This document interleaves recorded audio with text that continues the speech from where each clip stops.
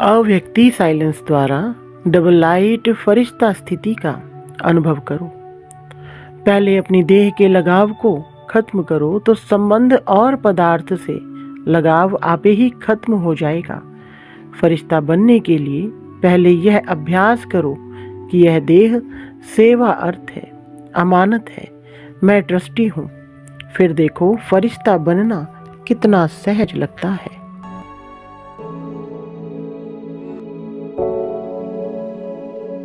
ओम शांति। आज 9 जनवरी 2024 की साकार मधुर मुरली। आज मीठे मीठे बाप दादा ने कहा, मीठे बच्चे, इस पुरुषोत्तम संगम युग में पुरुषोत्तम बनने का पूरा पूरा पुरुषार्थ करो। जितना हो सके याद और पढ़ाई पर अटेंशन दो। प्रश्न, तुम बच्चे बहुत बड़े व्यापारी हो, तुम्हें हमेशा किस बात पर ध्यान दे विचार करना चाहिए? उत्तर, हमेशा घाटे और फायदे पर विचार करो। अगर इस पर विचार नहीं किया तो प्रजा में दास दासी बनना पड़ेगा। बाप 21 जन्मों की राजाई का जो वर्षा देते हैं उसे गंवा देंगे, इसलिए बाप से पूरा सौदा करना है। बाप है दाता, तुम बच्चे सुदा में मिसल चावल मुट्ठी देते हो और विश्व की बादशाही लेते हो। ओम शांति। बच्चे यहाँ बैठे हैं, यह स्कूल है, यह कोई सत्संग नहीं है। महंत ब्राह्मण व कोई सन्यासी सामने नहीं बैठा है। डर की कोई बात नहीं कि स्वामी नाराज ना हो जाए। भक्ति मार्ग में जब कोई साधु सन्यासी को घर में बुलाते हैं तो उनके पांव धोकर पीते हैं। यह तो बाप है ना। घर में बच्चे कभी बाप से डरते हैं क्या? तुम तो साथ में खाते पीते खेलते हो। सन्यासी गुरु आदि के साथ ऐसे करते हैं क्या? वहाँ तो सारा दिन गुरुजी करते रहते हैं। यहाँ तो ऐसे नहीं करना है। यह तो बाप है। गुरु से अपना वर्षा, टीचर से अपना वर्षा मिलता है। बाप से तो प्रॉपर्टी मिलती है। बच्चा पैदा हुआ और वारिस बना। यहाँ भी बाप के बच्चे बने, बाप को पहचाना, बस हम स्वर्ग के मालिक हैं। बाप है ही स्वर्ग का रचयिता। इन लक्ष्मी नारायण ने स्वर्ग की राजाई कैसे और कहाँ से ली, यह कोई भी नहीं जानते। तुम समझते हो हम यह थे, फिर बन रहे हैं।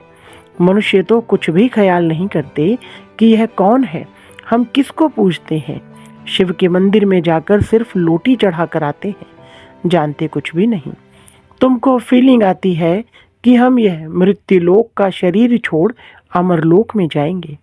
प्राप्ति कितनी भारी है। भक्ति मार्ग में कुछ भी प्राप्ति नहीं। बाबा खुद भी कहते हैं, हमने 12 गुरु किए। अब समझते हैं कि यह तो टाइम वेस्ट हो गया और ही नीचे उतरते गए, परंतु यह भी ड्रामा में नूंद है। हमारी कोई से दुश्मनी नहीं है, हमारी एक बाप के साथ ही प्रीत है। तुम जब अंदर क्लास में आते हो तो इन चित्रों को देख खुश होना चाहिए कि हम पढ़ करके यह बन रहे हैं। तुमको मालूम है यह राजधानी कैसे स्थापन होती है। बाप कहते हैं, बच्चे मूंझो मत। बाप इतना अच्छी रीति समझाते हैं, फिर भी आश्चर्यवत सुनंती कथनती भागंती हो जाते हैं, माया के बन जाते हैं। उनको कहा जाता है ट्रेटर, जो एक राजधानी से निकल दूसरे के जाकर बनते हैं। बाप कितना अच्छी रीति पुरुषार्थ कराते हैं। भक्ति मार्ग में कितना भटकते हैं। दान पुण्य तीर्थ व्रत नेम आदि बहुत करते हैं। अच्छा साक्षात्कार हुआ तो क्या हुआ? चढ़ती कला तो हुई नहीं और ही उतरती कला हुई। तुम्हारे दिन प्रतिदिन चढ़ती कला है, बाकी सबकी है उतरती कला। गुरु लोग कहते भी हैं, ज्ञान ब्रह्मा का दिन है, भक्ति ब्रह्मा की रात है। ज्ञान और भक्ति में रात दिन का फर्क है। ज्ञान से सुख मिलता है। बाप कितना सहज समझाते हैं कि तुम ही विश्व के मालिक थे, फिर तुम ही नीचे उतरते आए हो। अब बाप कहते हैं, सिर्फ अपने को आत्मा समझो। आत्मा अविनाशी है। आत्मा कहती है, हे अविनाशी बाप, हमको आकर पावन बनाओ। इसमें मुक्ति, जीवन मुक्ति सब आ जाता है। तुम अभी समझते हो भक्ति में हम कुछ भी नहीं जानते थे, ढूंढते रहते थे, गाते रहते थे, हे भगवान रहम करो। भगवान कहने से इतनी टेस्ट नहीं आती, वर्षा याद नहीं आता। तुम कहेंगे ऊंचे ते ऊंचा शिव बाबा, तो फौरन वर्षा याद आएगा। अभी तुम समझते हो कि यह रावण राज्य है।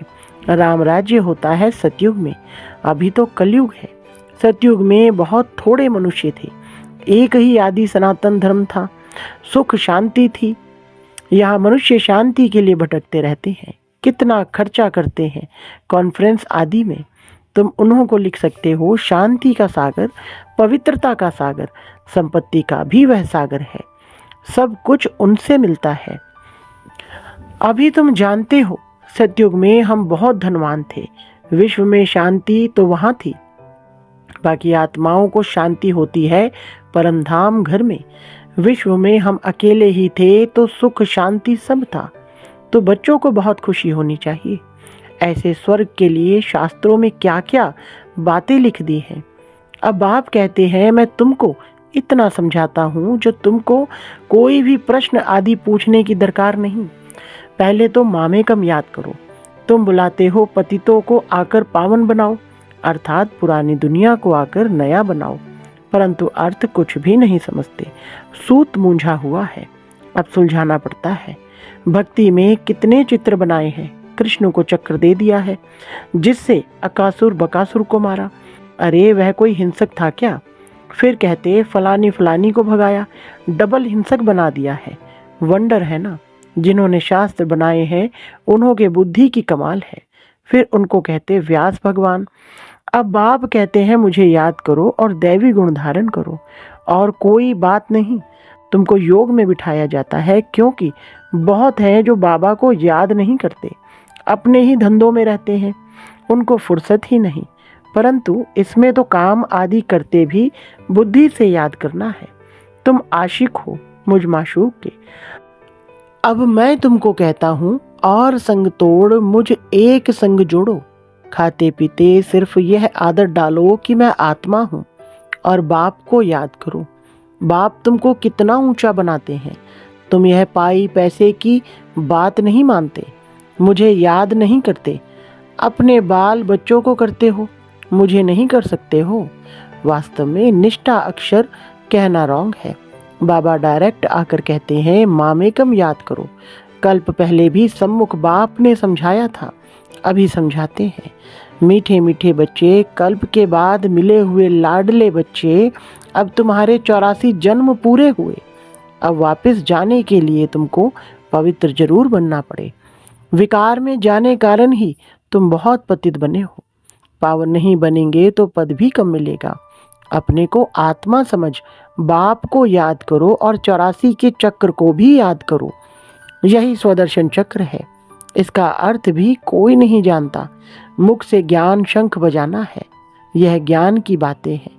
यह तुम्हारा बेहद का बाप है, स्वर्ग का रचयिता है। बाप को याद करो तो तुम्हारी चढ़ती कला हो जाएगी। कितनी सहज बात है। तुम बच्चे अब समझते हो कि यह बना बनाया ड्रामा है। हर 5000 वर्ष के बाद बाप आते हैं।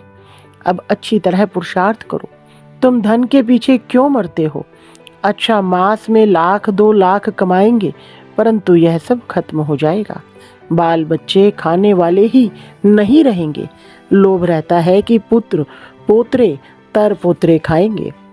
ऐसे नहीं पुनर्जन्म सब उस कुल में ही लेंगे। पुनर्जन्म पता नहीं कहाँ कहाँ लेते हैं। तुम तो 21 जन्म का वर्षा पाते हो। अगर कम पुरुषार्थ किया तो प्रजा में दास दासियां जाकर बनेंगे तो कितना घाटा हो जाएगा। तो घाटे और फायदे का भी विचार करो। व्यापारी लोग पाप भी बहुत करते हैं तो कुछ ना कुछ धर्माऊ निकालते हैं। यह तो है अविनाशी ज्ञान रत्नों का व्यापार, तो कोई विरला करते हैं। यह सौदा डायरेक्ट बाप से करना है। बाप देते हैं ज्ञान रत्न, वह तो दाता है। बच्चे चावल मुट्ठी देते हैं, बाप तो देते हैं बेहद की बादशाही। उनकी भेंट में यह चावल मुट्ठी हुई ना। तुम सब सुदामे हो, क्या देते हो और क्या लेते हो। विश्व की बादशाही लेकर विश्व के मालिक बनते हो। बुद्धि कहती है एक ही भारत खंड होगा, प्रकृति भी नहीं होगी। आत्मा भी सतो प्रधान होगी। सतयुग में तुम देवताएं थे तो प्योर सोना थे, फिर त्रेता में थोड़ी चांदी आत्मा में पड़ती है, उनको सिल्वर एज कहा जाता है। सीढ़ी नीचे उतरते जाते हैं। इस समय तुम बहुत ऊंचे हो। विराट रूप का चित्र भी है, सिर्फ अर्थ नहीं समझते। कितने ढेर चित्र हैं।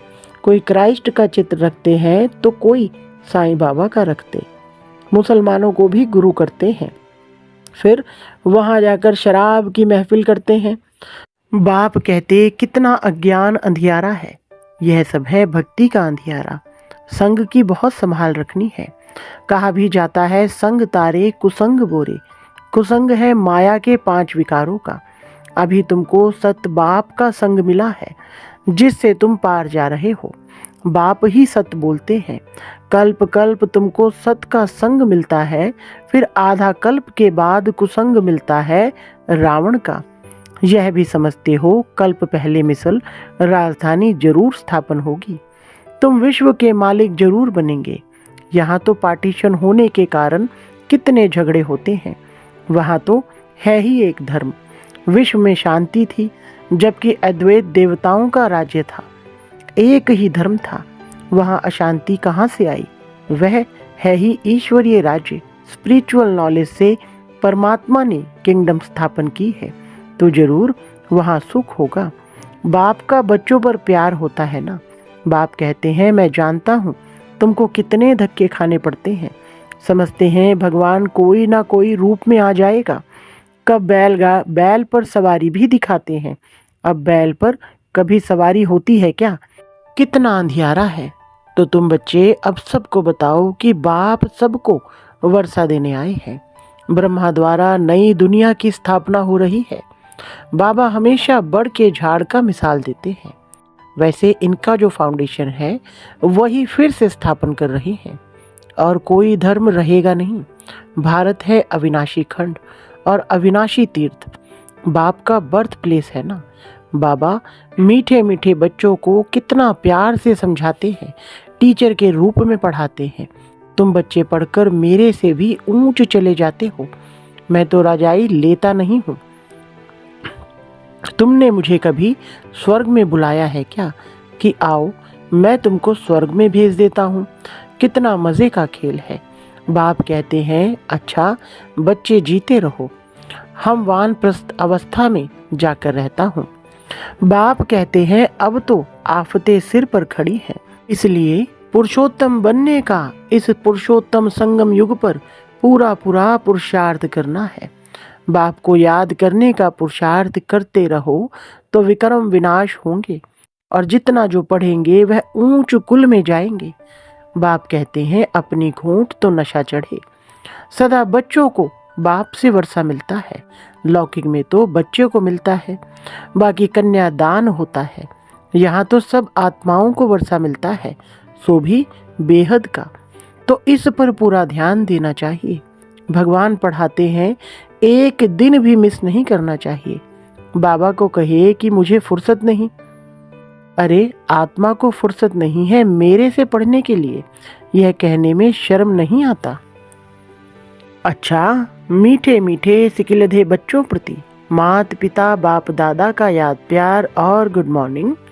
रूहानी बाप की रूहानी बच्चों को नमस्ते। रूहानी बच्चों की रूहानी बाप दादा को नमस्ते जी। धारणा के लिए मुख्य सार नंबर 1, संग से अपनी बहुत संभाल करनी है। एक सत बाप का संग करना है। माया 5 विकारों के संग से बहुत दूर रहना है। नंबर 2, पढ़ाई पर पूरा ध्यान देना है। अपनी मस्ती में रहो। कहा जाता अपनी घोट तो नशा चढ़े। एक दिन भी पढ़ाई मिस मत करो। वरदान, सेवा में स्नेह और सत्यता की अथॉरिटी के बैलेंस द्वारा सफलता मूर्त भव। विस्तार, जैसे इस झूठ खंड में ब्रह्मा बाप को सत्यता की अथॉरिटी का प्रत्यक्ष स्वरूप देखा। उनके अथॉरिटी के बोल कभी अहंकार की भासना नहीं देंगे। अथॉरिटी के बोल में स्नेह समाया हुआ है। अथॉरिटी के बोल सिर्फ प्यारे नहीं प्रभावशाली होते हैं। तो फॉलो फादर करो। स्नेह और अथॉरिटी निर्माणता और महानता दोनों साथ साथ दिखाई दें। वर्तमान समय सेवा में इस बैलेंस को अंडरलाइन करो तो सफलता मूर्त बन जाएंगे। स्लोगन, मेरे को तेरे में परिवर्तन करना, अर्थात भाग्य का अधिकार लेना। अच्छा, ओम शांति।